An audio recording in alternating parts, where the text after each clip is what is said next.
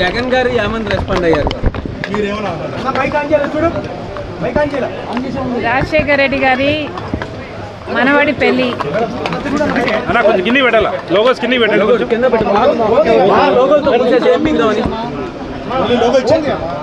పెళ్లికి రమ్మని జగన్మోహన్ రెడ్డి గారిని ఆహ్వానించడం జరిగింది. సానుకూలంగా స్పందించారు.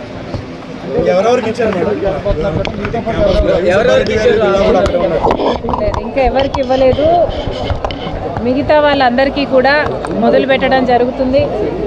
పెళ్ళి అనేది చాలా ముఖ్యమైన విషయం కనుక అందరూ వచ్చి నా కొడుకును ఆశీర్వదించాలని మనస్ఫూర్తిగా కోరుకుంటున్నాను.